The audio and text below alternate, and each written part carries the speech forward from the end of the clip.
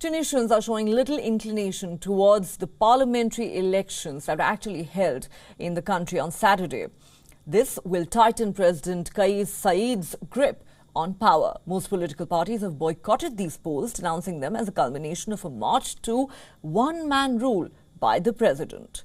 Voters are choosing a parliament largely defanged by a new constitution, approved with a low turnout in a July referendum that was engineered by Saied to shift Tunisia back towards the presidential system. But the turnout seemed much lower than in most previous elections since the 2011 Arab Spring Revolution, which shook off a dictatorship and ushered in democracy in the country. The official electoral commission, whose members are appointed by Saied, said about 3% of the 9 million eligible voters had cast their ballots 2 hours after the polling stations opened. Battling years of economic hardships, voters have grown jaded by years of political dysfunction.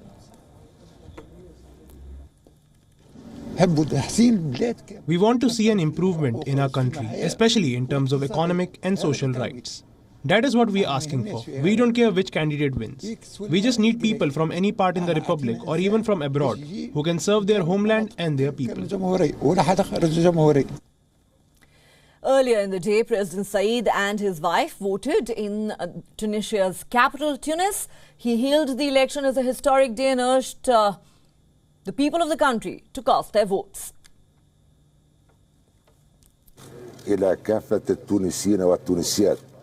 I address all Tunisians and voters to say that on the revolution anniversary, this is your historic chance. You are great people in Tunisia and everywhere in the world.